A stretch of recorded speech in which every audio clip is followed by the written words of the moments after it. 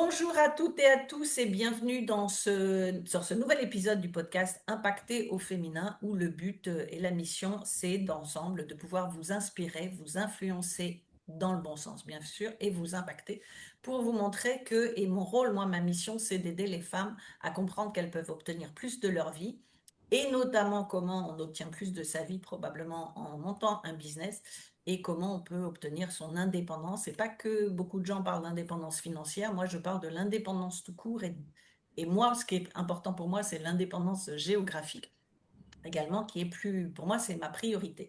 Et justement, donc, vous aviez rencontré Élodie il y a quelque temps dans un épisode précédent et on sait maintenant que, alors je vous mettrai le lien de la première partie, comme ça vous pourrez aller le voir également, mais on comprend bien que Élodie, comme moi, elle a cet intérêt de la liberté géographique, qu'elle est partie un peu comme ça. Un jour, elle est partie, elle a décidé, elle dit je m'en vais, elle est partie en Nouvelle-Zélande, ensuite l'Australie, le Covid l'a ramenée en France. Le Covid l'a envoyée à Dubaï en 2021 et qu'aujourd'hui, elle est toujours à Dubaï. C'est Alors ça. justement, donc on sait qu'aujourd'hui, maintenant, proposes des formations pour essentiellement des femmes, si je sais que tu as Ouais. quelques clients hommes, mais des formations par rapport à du coaching, justement par rapport à ton parcours de j'ai envie de quelque chose, j'y vais, je me lance, même si je ne sais pas trop où je vais aller, mais je vais oser. Mm. Et par contre, je ne vais pas raconter le premier épisode, les gens le regarderont, mais comment dans ton parcours il y a eu des hauts et des bas, et comment ces bas également t'ont forgé ta personnalité d'aujourd'hui, et c'est ce qui t'aide notamment à transformer la vie de tes clients. Donc ça, c'est une partie de ton business. Mais donc, ben, le fait d'être à Dubaï, ben, comme tout le monde, chaque fois qu'on est à l'étranger, hein, moi j'étais aux États-Unis, on me demandait comment venir aux États-Unis, je suis arrivée au Panama, on me dit, ah, pourquoi tu as quitté les États-Unis, pourquoi tu es parti au Panama, c'est comment le Panama? Surtout que très peu de gens connaissent le Panama. Mais moi, la première fois qu'on m'en a parlé, j'aurais été incapable de le mettre sur la carte. Mais je Mm. suis très heureuse que quelqu'un m'en ait parlé et d'être venue là aujourd'hui. Donc, en fait, toi, depuis déjà quelques années maintenant, tu aides aussi les Français à s'installer, monter leur société ou à Investi. investir à Dubaï. Mm. Alors, justement, Dubaï, ces derniers mois, on en a beaucoup entendu parler, on a des tout et son contraire. Donc, Ouais. c'est bien que tu sois là pour nous rétablir un peu la vérité. Et par rapport à la situation, parce que tu étais là quand il y a eu les bombardements et ainsi de suite, tu y es toujours. Donc, qu'est-ce qui te fait rester d'une part et comment aujourd'hui, parce que beaucoup de gens ont peur par rapport aux investissements qu'ils pouvaient avoir sur place, ou aux investissements qu'ils avaient prévu de faire et qu'ils n'avaient pas prévu que bah, du jour au lendemain, on allait leur dire que peut-être c'était pas possible ou que ça allait être compliqué. Alors pas possible par rapport à Dubaï, mais pas possible parce que plus personne n'irait à Dubaï, puisque on voit plein de vidéos aujourd'hui qui sortent, tout le monde quitte Dubaï. Alors les influenceurs, on n'en parle pas assez, même pas le sujet. Moi, je trouve que c'est pas intéressant. Ils sont pas une vie intéressante, ces gens-là. Donc on va même pas en parler.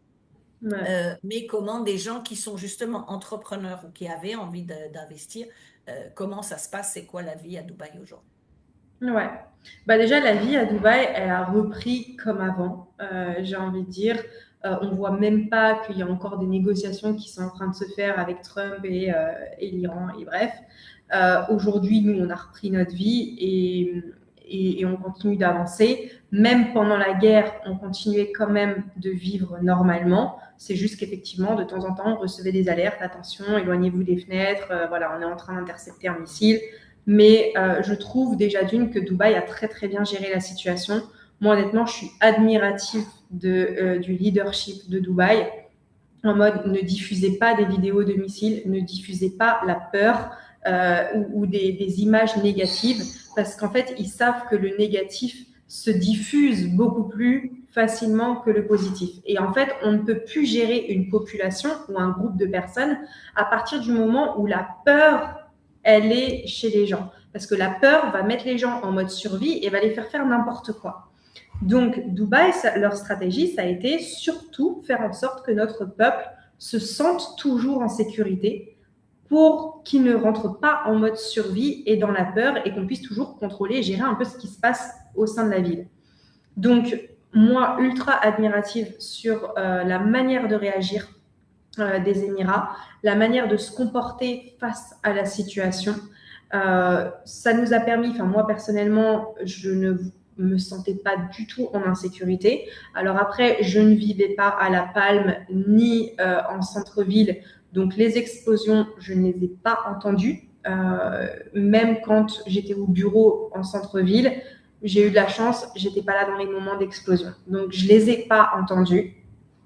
D'ailleurs, je me souviens que dès que j'avais entendu ça, je t'avais envoyé un message et que 1 ou 2 jours après, tu me dis, en fait, moi, j'avais rien entendu. D'un seul coup, j'ai eu plein de messages sur Messenger et sur WhatsApp, ils disent, tu vas bien, tu vas bien, tu vas bien. Tout le monde est, et qu'est-ce qu'ils ont tous? Oui, je vais bien. Et derrière, tu m'as dit, non, non, moi, j'ai rien entendu. En fait, les explosions ont commencé le samedi. Et moi, j'étais en train de travailler sur mon programme Nouveau Départ. Justement, je lançais une landing page avec 3 vidéos. Et donc, du coup, j'étais concentrée, je faisais ce que j'avais à faire. Et puis, à un moment, je sors la tête de ce que je faisais et je regarde Instagram. Et là, j'ai des copines qui m'envoient sur Instagram des articles de Dubaï, des explosions en guerre, en attaque. Je dis, mais c'est quoi ça? Je ne comprenais rien à ce qui s'était passé. Et j'ai des clients qui étaient là, qui avaient créé leur société avec moi. Et donc, le soir, on devait aller au resto. Donc, je leur envoie un message. Toujours OK pour le resto ce soir? Ouais, ouais, toujours OK. Pas de souci, on se voit. Et puis, à un moment, vers 23 h, je crois, on reçoit un message sur nos téléphones nous disant attention, rentrez chez vous, il y a des interceptions qui sont en cours. Alors, au début, alors, c'était pas les messages, les alertes, c'était un message un SMS. Et Mhm. là, j'ai mon client, c'est la première fois que je reçois un message comme ça. Je dis, bon, nous, on ne se sent pas en insécurité, on n'entend rien, mais peut-être qu'on ferait mieux de rentrer. Voilà. S'ils nous le disent, peut-être que. Voilà.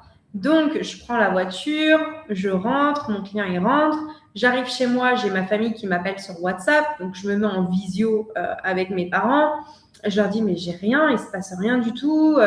J'ai entendu aucune explosion. Donc là, je suis en train de les rassurer en disant que tout va bien. Et d'un seul coup, première alerte qui arrive, la sonnerie, le bip, ultra fort, qu'on ne peut pas enlever la notification. Et je vois la Ouais. tête de ma mère blanchir sur WhatsApp.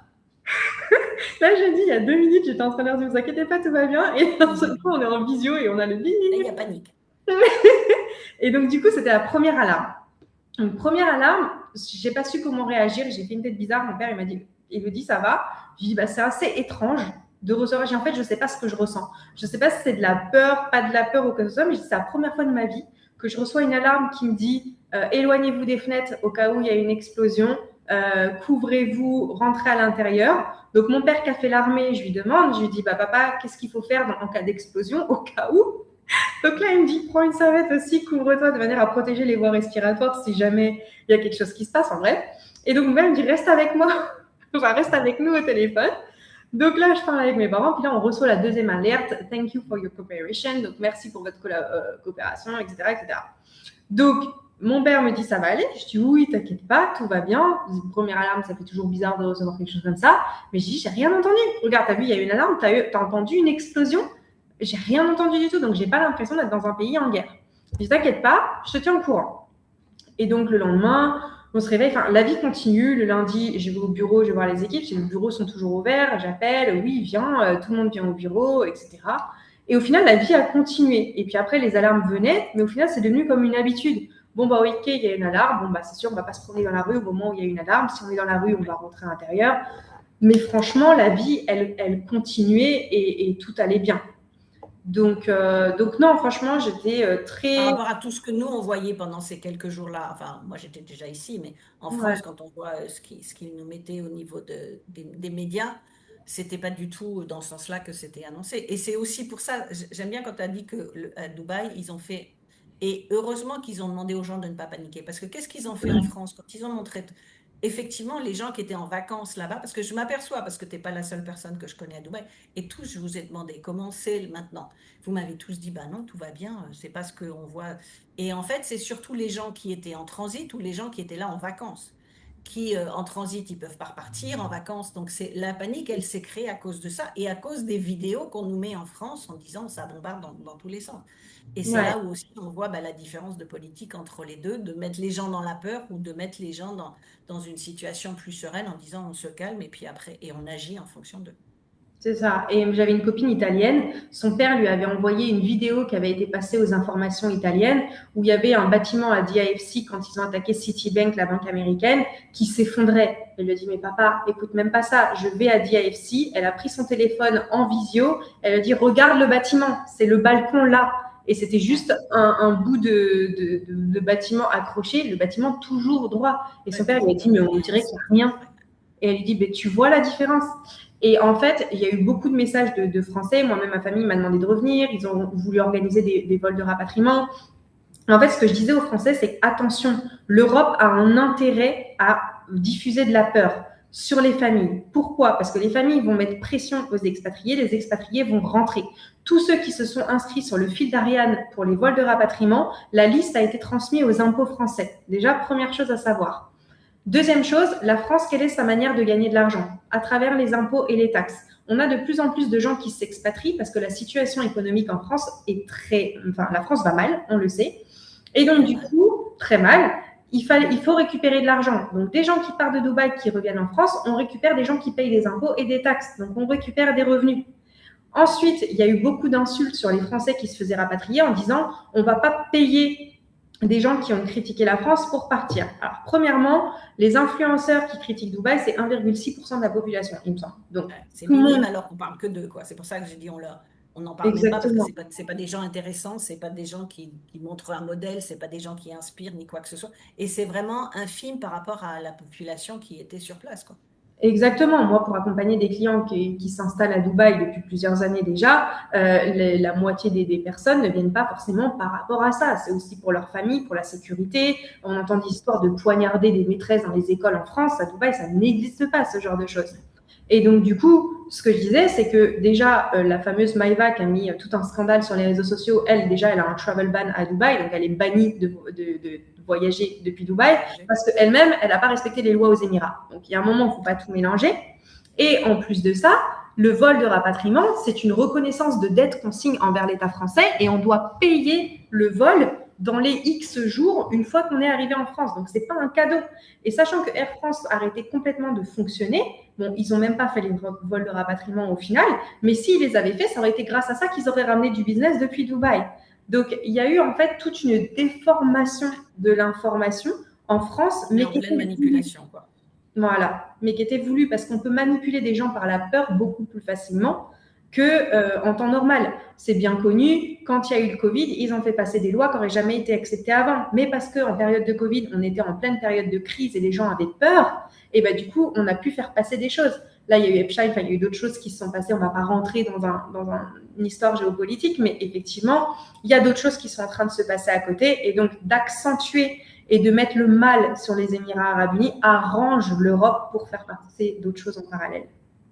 Et par contre, moi, j'ai vu il y a je crois une quinzaine de jours, je sais plus, j'ai Ouais. vu justement une de tes vidéos où tu disais que, alors tu as dit tout à l'heure que tu admirais comment ils se sont relevés, mais surtout maintenant comment ils ont changé, leur réactivité pour changer certaines lois, justement par rapport aux gens qui veulent investir, pour être sûr que justement il n'y ait pas cette peur sur continuer de venir investir ici, contrairement à ce qu'on vous dit ailleurs. Donc est-ce que tu peux nous parler un petit peu de ça? Et Ouais. justement, aujourd'hui, pour les gens que tu accompagnes, est-ce que tous ceux qui voulaient... Alors, il y en a peut-être que ça a décalé un peu leur projet, mais en règle générale, est-ce que les gens continuent de venir pour poser des questions, continuent de venir pour investir, et surtout qu'il y a cette nouvelle loi maintenant que j'avais vue sur ta vidéo. Ouais, bah, ce que j'aime beaucoup, c'est que déjà, voilà, pendant le conflit, ils ont essayé d'éviter que la peur se diffuse pour pouvoir trouver des solutions et gérer ça au mieux. Et maintenant que le conflit est passé, bah, en fait, ils adaptent. Donc, il y a des Européens qui ne veulent pas venir à Dubaï, mais quand on étudie beaucoup de juridictions, ce que j'ai fait du coup pendant la guerre, il y en a très peu qui sont aussi avantageuses et à moindre coût à Dubaï. Et donc, du coup, il y a une banque aux Émirats qui a dit, bah, si vous voulez pas venir, c'est pas grave. Moi, je vous autorise d'ouvrir un compte en banque sans venir aux Émirats. Mais par contre, il faut se déplacer dans une de ces branches en Europe. Il n'y en a pas en France, mais c'est Londres, l'Allemagne ou l'Autriche. Et donc, du coup, je trouve ça ultra intelligent. Le gouvernement qui se dit, bah, écoute, si tu veux un compte en banque, mais que tu veux pas créer ta société, le seul moyen, c'est soit de te faire sponsoriser, soit d'investir dans l'immobilier. Avant, il y avait un visa investisseur qui était disponible à partir d'un minimum de montant d'achat d'un bien immobilier, donc 750 000 dirhams, ce qui fait plus ou moins 185 000 euros, 180 000 euros, quelque chose comme ça. Et ben maintenant, il y a le conflit qui se passe. Ils se disent, bah, faut qu'on attire des investisseurs. Et ben maintenant, à partir du moment où vous achetez un bien immobilier, peu importe le montant du bien, vous avez un visa, vous pouvez avoir un visa et un compte en banque avec. Donc, c'est cette manière de s'adapter. Là, maintenant, il y a même le visa freelance de 10 ans. Si on est freelance et qu'on peut justifier qu'on a au moins 4 000 euros par mois de revenus, et ben du coup, on a le droit de faire une demande d'un visa de 10 ans en tant que freelance. Donc, c'est cette capacité, en fait, à adapter les lois. Et ce qui est génial aux Émirats, c'est que les lois, c'est une famille qui dirige, c'est le cheikh, c'est le gouvernement. Il n'y a pas besoin de passer par l'Assemblée nationale, le Sénat, d'attendre 10 mois pour valider une loi. Ça se fait, c'est eux qui Ça gèrent. décide comme ça, quoi.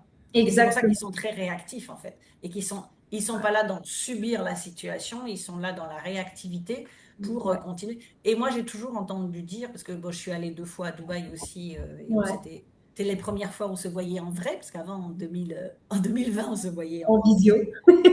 mais j'ai toujours, même quand j'étais sur place et même depuis, et même d'autres personnes qui sont installées à Dubaï, ne pariez pas sur la mort de Dubaï, parce que Dubaï se relève toujours.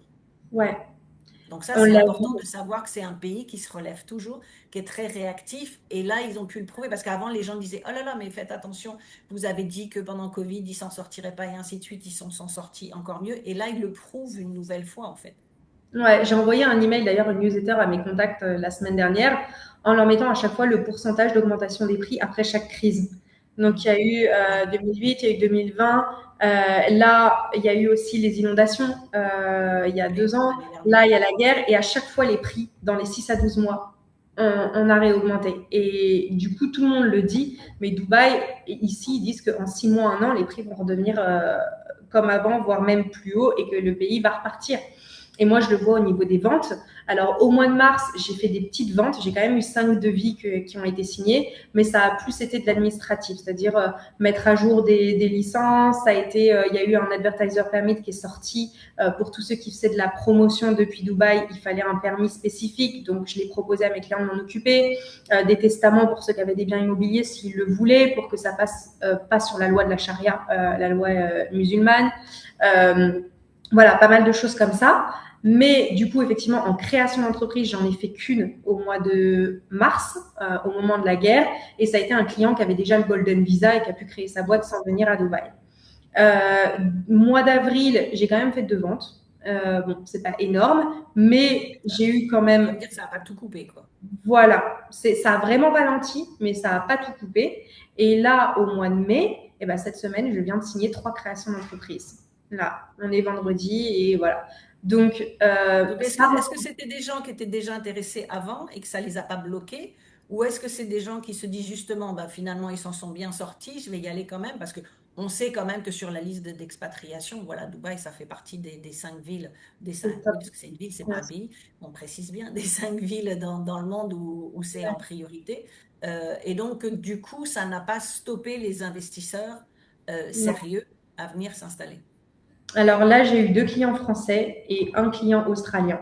Le client australien, c'est un nouveau client qui m'a fait une demande vendredi dernier via mes réseaux sociaux. Je l'ai eu au téléphone. Mardi, j'avais son paiement à 100% de la création de société. Et les Français, ça fait plusieurs mois qu'on en parle. Et du coup, ils ont vu que ça s'est calmé. Et donc, du coup, ils se sont dit, bon, bah, allez, vas-y, on reprend et on repart sur le projet. On arrive au mois de juin à Dubaï. Il faut que tous les documents soient prêts. Donc, j'aurais dit, il faut qu'on lance maintenant la création de société. Et du coup, bah voilà, ils sont partis. Donc, 2 Français où ça fait plusieurs mois qu'on en parlait, et un Australien que j'ai connu il y a 4 jours avant qu'il fasse le paiement, quoi. Donc, on Donc, en revient aux Australiens, au mindset où à chaque fois la France, on est toujours un petit peu en décalage, il faut plus de temps pour se réagir. Mais du coup, si aujourd'hui on a des gens qui nous regardent, qu'ils soient français ou autres, mais ou en tout cas francophones, ce serait quoi tes conseils est-ce qu'il y a 3 à 5 conseils que tu leur donnerais pour être sûr de réussir la création d'entreprise ou réussir leur investissement et sans écouter tout ce qu'il dit et voilà. hum, mais d'y aller directement et je parle bien de personnes qui sont vraiment motivées parce que ceux qui ne sont pas motivés, c'est-à-dire que ce n'est pas la peine d'envoyer des touristes, ce que j'appelle moi des touristes, c'est des gens qui viennent, qui veulent tout gratuit, toutes les informations et pour me dire, comme moi, il n'y a pas très longtemps, j'ai quelqu'un aussi sur le Panama qui me dit, ah oui, quand même, il faut payer tant pour le visa. Ben oui, c'est pas gratuit. Moi, j'ai investi, j'ai bloqué 200 000 sur un compte bancaire pendant 3 ans pour avoir mon visa temporaire de 2 ans qui me permettra d'avoir le visa, la carte de séjour permanent. Oui, c'est pas donné, mais donc il y a des pays où c'est plus ou moins cher. Il y a des gens pour qui c'est plus facile parce que en fonction des moyens, mais il y a plein d'autres visas. T'en parlais tout à l'heure, des visas freelance. Il y a les visas de nomade maintenant, digital nomade. Ouais. Il y a aussi au Panama Digital Nomade, voilà, sur 8 mois, renouvelable 8 mois. Donc, il y a plein d'options. Donc, c'est quoi Ouais. quelqu'un qui ne connaît pas Dubaï aujourd'hui, mais qui se dit ça fait encore partie des destinations qui sont intéressantes au niveau fiscal et au niveau business. C'est quoi les étapes à suivre? Ouais. Alors, effectivement, Dubaï, le business se fait partout. C'est pas que Dubaï, c'est aussi à l'international. Et quand on regarde, c'est un peu au milieu du monde. Donc aujourd'hui, c'est un hub de business, Dubaï. Donc, on parle pas que de faire du business à Dubaï, mais on parle de faire du business à travers le monde. Mhm. Donc, première chose, déjà, pour créer une entreprise, c'est minimum entre 5 et 10 000 euros de budget pour la création. Ensuite, à Dubaï, quand on crée une société, on ne paye pas d'impôts ou très peu. Le maximum qu'on paye, c'est 9%. Ça dépend de notre bénéfice à la fin de l'année. Et par contre, notre licence, qu'on appelle la licence, c'est l'équivalent du cabis en France, se paye chaque année pour renouvellement. En France, on va payer presque rien pour la création, voire gratuit. Mais par contre, sur le chiffre d'affaires qu'on va faire, on va payer des impôts. À Dubaï, ou bénéfice, à Dubaï, c'est l'opposé. On va payer sa création, on va payer le renouvellement de son cabis tous les ans, et ça dépend pas du chiffre d'affaires, qu'on fasse de l'argent ou qu'on n'en fasse pas. Mais par contre, ce qu'on gagne, c'est net d'impôts. Donc, si vous faites déjà en dessous de 50 000 euros de chiffre d'affaires, je ne pense pas que ça vaille le coup réellement, parce qu'en France, ça passe encore sous le statut auto-entrepreneur, je pense. Mais par contre, si vous faites plus, ça peut être avantageux pour vous, effectivement, et couvrir complètement les frais. Vous allez même en avoir plus dans la poche à la fin de l'année. Première chose à savoir, si vous voulez investir dans l'immobilier, il n'y a rien en dessous de 160 000 euros. J'ai plein de Français qui me disent oui, si tu as des distress deals, des gens qui veulent revendre en dessous du prix du marché. Moi, quand je demande avec les gens qui ont investi avec moi jusqu'à maintenant, est-ce que tu veux revendre? Ils me disent bah, si je revends à tel prix, mais je ne revends pas en dessous. Bah, non, c'est le prix du marché du coup. Donc non, je n'ai rien en dessous du prix du marché.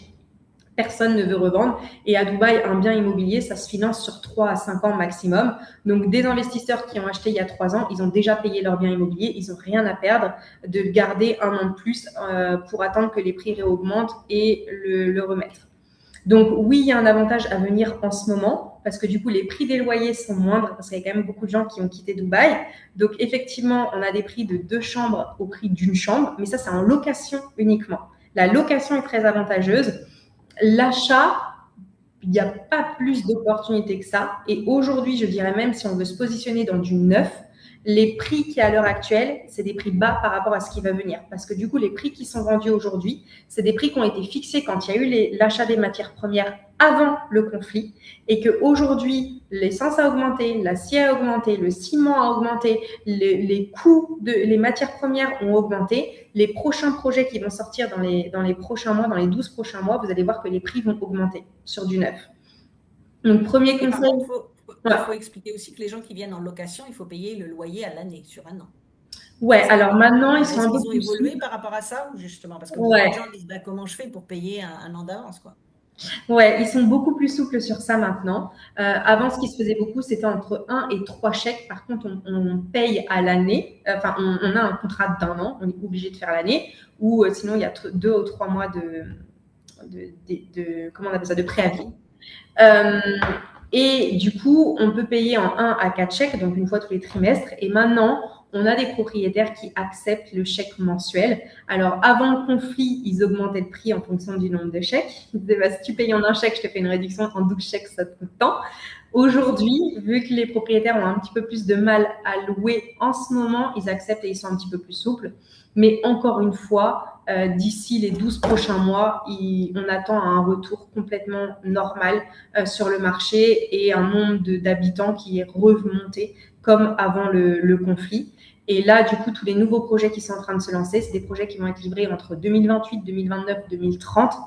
Et en 2030, on va avoir 5 lignes de métro supplémentaires. Il y aura pas mal de choses qui sont en train de se développer à Dubaï. Il y a un plan 2040. Ils veulent que Dubaï devienne la ville la plus agréable à vivre dans le monde d'ici 2040. Donc, on a déjà une quantité de services qui est exceptionnelle à Dubaï et ce n'est pas fini. Et en plus de ça, ils vont rajouter des lignes de métro. Il va y avoir un train qui va regrouper, qui va relier tous les Émirats. Il y a le casino, le premier casino aux Émirats Arabes Unis qui arrive à Ras Al Khaimah en 2027. La construction, elle est pratiquement achevée, sachant que c'est un des casinos Wynn de la chaîne Wynn. La chaîne Wynn, ils ont uniquement 5 casinos dans le monde. Le 5e est à Ras Al Khaimah. Donc, on va réattirer des touristes. Donc, Dubaï et les Émirats vont se relever beaucoup plus rapidement que ce qu'on dit en Europe.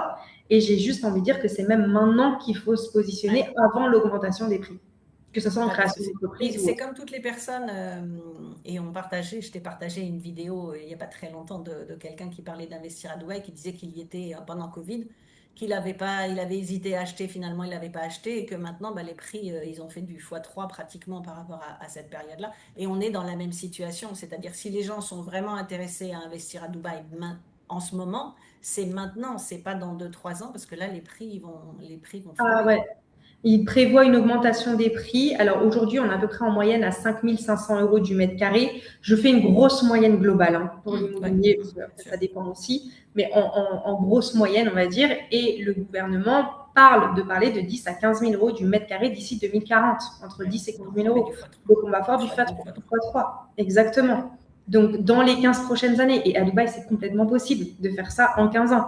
Quand on voit qu'on est passé de 3,6 millions d'habitants à 4 millions d'habitants en l'espace d'un an en 2025, on sait très bien ce que Dubaï est capable de faire. Et ce qu'ils ont fait ces 15 dernières années, c'était un échauffement pour les 15 prochaines années. Ouais. Donc, j'ai aucun doute et je fais 100% confiance au gouvernement de Dubaï. Et pourquoi j'ai décidé de rester à Dubaï? Je suis revenue un mois en France pour rassurer ma famille. Au bout d'un mois, j'en pouvais plus. J'étais en train de tourner en rond. Et je dis à ma famille, je veux rentrer à Dubaï. Dubaï, ça me manque. Et ma famille disait, mais qu'est-ce qui te manque à Dubaï? On ne comprend pas. C'est fini Dubaï. C'est en face l'Iran. Vous allez vous faire exploser. J'ai dit, mais non, l'Iran a des intérêts en commun avec l'Arabie Saoudite. L'Arabie Saoudite en a avec Dubaï. L'Iran ne va jamais exploser Dubaï comme ça. Ça va leur coûter. C'est du bluff. C'est de la menace. Mais j'ai dit, mais en attendant, à Dubaï, j'ai une vie de princesse en fait. Et j'ai dit, on ne se rend pas compte, en France, ça paraît être surréaliste, mais à Dubaï, exemple tout bête, je vais au restaurant, j'ai un rendez-vous, je pars pas une demi-heure en avance pour me dire, il va falloir que je trouve une place. J'ai le voiturier en bas du restaurant qui me prend ma voiture, qui va me la garer à 0 frais parce que c'est inclus tu montes la Ouais. facture du restaurant et c'est bon, on te le fait gratuitement. Ah, C'est tu des... fais ça à Miami, ça va pas te coûter zéro, hein. Ça va te Ah coûter ouais. très cher. Le valet parking, c'est une mafia, le valet parking à Miami. C'est autre chose. Bah ouais, à Dubaï, c'est inclus. On va à la station d'essence, on nous met l'essence dans la voiture, en même temps, on nous nettoie les vitres. On a besoin de faire laver la voiture, ils nous lavent l'extérieur, l'intérieur, ils font tout. Enfin, c'est une quantité. J'ai oublié un dentifrice, bah, je me rends compte, il est 23 heures, j'ai pas de dentifrice, il faut que je me brosse les dents. Bah, en 10 minutes, il est à la maison. Enfin, c'est une qualité, une quantité plutôt de services qui est juste exceptionnel et qui nous permet de nous concentrer uniquement sur ce qui est productif pour nous dans notre vie. Et donc, au final, quand on a pris ces habitudes-là, quand on revient en France, il y a un choc, il y a un décalage. Moi, je me souviens quand j'y suis allée en 2022, c'est qu'on avait le côté, alors c'était en plein période influenceur, donc c'était très bling bling et ce genre de choses. Et moi, ce qui m'a surpris, que c'est habitant à Miami depuis des années, j'ai pas vu le bling bling. J'ai dit, si vous parlez bling bling, on parle Miami, on va parler bling bling, mais pas quand je suis arrivée à Dubaï. Et que, en fait, le bling bling, il vient des touristes ou de ceux ou des influenceurs éventuellement, mais aussi Influenceur aussi, ouais. des touristes qui vont louer des voitures. Parce que j'étais surprise de pas voir autant de grosses voitures auxquelles je m'attendais, ou en plus de voitures très chères, parce qu'à la limite, j'en voyais beaucoup plus à Miami. Mais en fait, finalement, ceux qui font du bruit, c'est les touristes, c'est ceux qui... Et je me souviens, j'avais vu sur la plage Jérémaya, c'est ça le nom? Je me souviens plus. Jumeirah, ouais, Jumeirah, Jumeirah. la Beach. Il y a les locations de voitures qui louaient les voitures 15 minutes, 30 minutes ou 1 heure. Je me souviens, j'avais fait une photo des Lamborghini que tu Ah, pouvais louer pendant GBR. 15. Pendant Ouais, 15 minutes, je me suis dit, bon, alors là, ça veut bien dire ce que ça veut dire, c'est-à-dire que tu as le temps de faire le tour du pâté de maison, de te faire plein de photos, de te montrer, et puis, et voilà, c'est ça. Donc, moi, j'ai trouvé que c'était pas du tout bling-bling, contrairement à ce que j'avais entendu dire avant. Et puis surtout, les Émirats, ils sont pas bling-bling. Eux, ils ont non. l'argent qu'il faut, ils n'ont pas besoin de se montrer, ils n'ont pas besoin de montrer qu'ils ont de l'argent. Eux, ils en ont, ils vivent de leur côté. Euh, Ouais. et en Après, fait, voilà, il y a deux côtés. Il y a le oui, côté touristique, influenceur, tu oui, veux vivre l'expérience un peu Dubaï, bling bling. Bon, bah, tu te fais plaisir, tu as cette option-là. Oui, ça existe à Dubaï. Et puis, tu as le côté business, familial, le nombre de familles qui viennent ici à Dubaï pour la sécurité. C'est impressionnant. Et tout le monde n'a pas de Lamborghini à la maison devant le garage. Il y a une partie bling bling, oui. Après, j'ai pas été à Miami pour comparaison, mais il y a une partie normale aussi. ouais.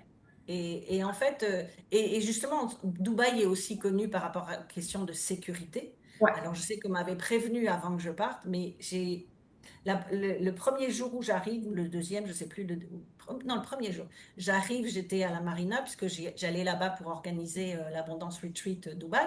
Donc, il fallait que je visite des hôtels et ainsi de suite pour trouver les lieux.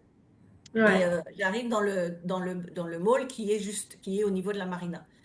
Et ouais. j'arrive dans un magasin de bijoux fantaisie, des choses comme ça, et je vois un sac à main à l'entrée, donc c'est un mall, donc il n'y a pas de vitrine, c'est ouvert. Et je vois un sac, ah, j'adore ce sac-là. Et je m'approche du sac et je me dis, c'est bizarre, il n'y en a pas d'autres sacs dans le magasin, c'est plutôt des boucles d'oreilles, des bijoux, des choses comme ça. Et après, je vois une feuille et un téléphone à côté Du sac. du sac à main, et je me dis, il ne doit pas être à vendre. Alors non, je ne vais pas toucher, je vais pas le toucher. Mais par curiosité, je suis restée, j'ai tourné dans le magasin, je regardais toujours un œil, à quel moment quelqu'un va venir prendre, parce que c'est dans l'allée du mall en fait. Personne n'est venu. J'ai attendu un quart d'heure parce que je voulais voir combien de temps ce sac allait rester là. Pendant un quart d'heure, j'ai fait le tour du magasin en jetant un œil. Et puis après, ben, j'ai vu une femme qui est venue récupérer son sac, son téléphone et machin, et puis qui est partie. Et je me suis dit, non, mais ce qu'on m'a dit, c'est vrai. Et du coup, je sors du mall, j'arrive le long de la marina. Et là, il y a un monsieur au moment où je passais, il y a un monsieur qui se lève d'un banc et son portefeuille tombe de sa poche. Et j'étais prête à dire quelque chose. Et en fait, j'ai pas eu le temps. Il y a un jeune. Alors, quand on dit un jeune en France, ils sont plus à vous piquer vos portefeuilles ou quoi que ce soit. Mais pas Ouais. tous, hein. Je ne vais pas généraliser, mais on parle de la France aujourd'hui. Et un jeune qui prend le portefeuille, qui dit, Monsieur, monsieur, vous avez laissé tomber votre portefeuille. Je me suis dit, mais entre ces deux trucs-là, mais ils vivent dans quel monde ici? Et moi, ce qui me fait réagir en même temps, parce qu'on a ça, et c'est pour ça que j'ai choisi Panama aussi, parce qu'au niveau sécurité, c'est pas Dubaï, mais on est juste en dessous. Donc, il n'y a pas de peur, il n'y a pas de choses comme ça. Mais je me dis comment c'est possible dans certains pays et comment en France, en Allemagne, en Angleterre, parce qu'on voit bien qu'il y a beaucoup de pays, comment en Europe, ils n'arrivent pas à voir ça. Alors, Dubaï, c'est un pays, une ville moderne. Panama, c'en est loin. Alors, Panama est en train de s'annoncer comme le Dubaï de l'Amérique latine dans 5 à 10 ans. Donc, il y a toujours la référence de Dubaï. Mais C'est clair. se dire comment certains pays ou certaines villes sont capables d'avoir une sécurité pratiquement à zéro, alors que d'autres, si on regarde en France, la sécurité aujourd'hui, là, Grenoble, machin, Paris, il y a des trucs tous les jours et ils s'en sortent plus, ils n'arrivent plus à régler le problème. Et ça, je n'arrive pas à comprendre comment on puisse pas, puisque ça existe ailleurs, prendre modèle dessus. Mais en fait, ce que je disais à ma famille, c'est qu'il y a beaucoup, tellement un fossé entre la France et Dubaï. Aujourd'hui, à Dubaï, nous, on est sur un siège éjectable, faut le dire, en tant qu'expatriés. Si demain, les Émiratis disent, bon, on veut plus de Français ou on annule tous les visas des Français, on est éjecté demain et ils Bien auront sûr. aucun problème à le faire. Donc, du coup, et c'est comme ça pour toutes les nationalités. Donc, du coup, tout le monde se tient à carreau parce qu'on sait très bien qu'on est sur un siège éjectable. Si on respecte pas la loi, on est renvoyé dans notre pays. Et le problème, le pays n'a pas de problème d'argent. Donc, s'il faut qu'ils nous payent le billet d'avion pour nous ressortir du pays, ils vont nous payer et nous chasser après dans notre pays pour payer, pour rembourser. Mais du coup, bah oui, c'est dur. C'est la loi, c'est la loi. Tu respectes pas la loi, tu es sorti du pays. Mais par contre, bah à côté de ça, c'est ce qui fait qu'on a une sécurité. En France, on est trop laxiste. On donne trop de chance aux gens. J'ai l'exemple d'une copine qui est à Grenoble et qui m'a dit il y a un petit jeune dans son village, il a fait 23 infractions avant d'être arrêté. Donc 23, c'est énorme. À Dubaï, j'en fais une, je suis sortie du pays où je suis en travel ban. Donc, quand on dit, mais je comprends pas comment ça se fait que ça soit aussi safe à Dubaï, bah, c'est parce qu'à Dubaï, il n'y a pas de laxisme. C'est soit tu rentres et tu respectes les lois du pays, soit tu ressors. Qu'est-ce que tu préfères? Et donc, du On coup, a des lois, on les applique. c'est Contrairement à la ça. France, on a des lois, mais on les applique pas. On les applique pas et avant d'être chopé en France, il faut des fois on a des cas, c'est 5 ans après qu'il y ait eu une erreur que la personne elle se fait choper. À Dubaï, c'est straight away, c'est tout de suite. On a des caméras partout, on est reconnaissance faciale, ils savent très bien la caméra, le numéro de notre Emirates ID et qui on est quoi. Donc oui, effectivement, ça fait peur à des Français qui ont un système où on met tout sur un plateau d'argent, mais quelque part, c'est une prison dorée parce que du coup, les gens se sentent un peu safe ou en sécurité de faire n'importe quoi. C'est comme ça qu'on a des agressions au couteau, c'est comme ça qu'on a plein d'infractions au quotidien et qu'on ne se sent pas en sécurité. Alors qu'à Dubaï, oui, on est sur un siège éjectable, mais d'un autre côté, si tu respectes la loi pas, et que tu ramènes du Il n'y a pas business de dans le raison. pays ou que tu fais ce que tu as à faire, il n'y a pas de raison, quoi. Donc, Donc ouais. justement, pour toutes les personnes qui sont un peu comme nous, qui ont envie d'une liberté géographique et d'aller voir ailleurs ce qui se passe, où il y a quand même beaucoup d'endroits où ça se passe mieux qu'en Ouais. Europe, en tout cas, et tout le monde le dit quand on voit les statistiques de nombre. Ici, c'est pareil, hein, le premier trimestre 2025, il y a eu plus d'Américains à venir au Panama que l'année 2024, et on a réitéré en 2026. Donc, et la communauté américaine est énorme. Il y a beaucoup de Français au Panama. J'ai Ouais. pas j'avais le chiffre, mais je m'en souviens plus. Mais il y a beaucoup plus d'Américains. Mais je vois bien dans les gens qui me contactent et ainsi de suite qu'il y a quand même justement beaucoup plus de gens maintenant qui ont envie de partir et non plus envie de partir parce qu'ils avaient, comme moi, quand je suis partie il y a 25 ans, c'est parce que c'était mon rêve américain. Là, les gens partent parce qu'à un moment donné, il faut pouvoir vivre et survivre et ainsi de suite. Et c'est juste plus possible dans certains pays. Hum. Euh, donc, en fait, pour tous ces gens qui ont cette envie de liberté géographique, ben, vous voyez, vous pouvez contacter si vous avez des projets sur Dubaï ou en tout cas en savoir plus et véritablement ce qui se passe, comment ça se passe, comment vous pouvez monter une société ou comment vous pouvez investir même aujourd'hui sans avoir à aller sur place. Bien, n'hésitez pas à contacter Elodie. Pareil, on mettra tes coordonnées Hum. en dessous. Et puis, Et si c'est n'hésitez pour... pas à me suivre aussi sur les réseaux sociaux. Oui, Sur sur les Instagram, je suis réseaux très sociaux. active. Tu fais beaucoup de Euh, vidéos, tu fais beaucoup voilà. d'informations et ainsi de Et je suite. montre beaucoup comment ça se passe en vrai. Voilà, tout à La fait. vraie vie à Dubaï. La vraie vie à Dubaï. Et puis, bah, si d'autres personnes sont plus curieuses sur le Panama, parce que justement, c'est moins connu, c'est moins une destination dont tout le monde parle, en général, on l'a pas dans le top 10. Les gens qui savent ce qui se passe ici, ils ne le mettent dans le top 5, mais ceux qui savent pas, on n'est même pas dans le top 10. Et ce qui est bien, parce que comme ça évolue. J'ai parlé avec beaucoup de gens qui sont là depuis 10-15 ans. J'ai même rencontré une femme du Nicaragua qui est là depuis 25 ans. Donc, elle a bien vu l'évolution. Donc, ça évolue doucement, mais sûrement. Bien Mais au sûr. moins, pendant ce temps-là, on est tranquille. À un moment donné, on sait que le Panama, ça va aussi exploser, un peu comme Dubaï, et que ça va être beaucoup plus. Il va y avoir plus de monde, donc tous les prix dans ces cas-là montent. Et en ce moment, c'est en train de monter un petit peu. Mais justement, avant que tout augmente partout, si vous avez cette envie de bouger, d'aller voir ailleurs ce qui se passe, d'oser aller vivre ailleurs et que si vous avez cette envie, donc n'hésitez pas, vous avez au moins deux destinations et moi la troisième avec les États-Unis parce que j'ai quand même accompagné pendant 15 ans des Français à s'installer aux États-Unis. Et moi j'en suis un peu partie parce que même si c'était mon rêve américain, j'en avais ras-le-bol. Là au niveau sécurité, je me sentais plus du tout en sécurité. Ouais. Donc, euh, donc voilà, vous avez... Et Voilà, avec nous deux, vous avez trois destinations sur lesquelles vous pouvez poser un maximum de questions. Et moi, je vous mettrai mes coordonnées également en dessous de cette vidéo. En tout cas, exactement. Elodie, merci beaucoup parce qu'on devait faire un épisode, on en a fait deux parce qu'on a beaucoup de choses à dire. Mais, euh, Prudent. mais voilà, mais le but, c'est une fois de plus, c'est d'encourager alors tout le monde, mais notamment les femmes, puisque ça s'appelle impacter au féminin, à se rendre compte que peut-être si, et moi tout ce que j'ai toujours fait, les livres et autres, et le club, c'est si vous n'avez pas cet entourage qui vous pousse ou qui vous soutient, en tout cas, et comme toi tu disais, on t'a pris pour une folle quand t'es partie, et moi quand j'ai quitté mon job en 98 du jour au lendemain pour dire je monte ma société, je ne sais pas ce que je vais faire comme business, j'ai aucune idée et je n'ai même pas d'argent puisque je la gagnais très bien à l'époque, mais je la dépensais plus vite. Donc je suis partie, j'avais zéro d'économie.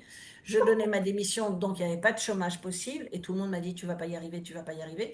Et aujourd'hui, c'est les mêmes personnes qui viennent dire, ou même au bout de 5 6 ans, oui, mais toi, tu as eu de la chance. Oui, bien sûr, c'est tellement simple. Les galères, les gens ne les voient pas, ils voient que la partie qui brille. Mais donc, pour vous montrer qu'il y a des gens qui font plus, il y a des gens qui réalisent leurs rêves, il y a des gens qui vont au bout, qui osent faire des choses, même si tout ne se passe pas toujours bien. Parce que, pardon, comme je dis toujours dans les livres impactés au féminin, je ne dirai jamais que c'est simple ou que c'est facile, mais si vous voulez si vous savez vraiment ce que vous voulez, vous y arriverez toujours. Et plus vous aurez des gens qui ont un mindset open pour vous dire que bah oui, tu as un rêve, bah vas-y, si tu te casses la figure, tu te casses la figure et c'est pas grave parce que tu feras autre chose.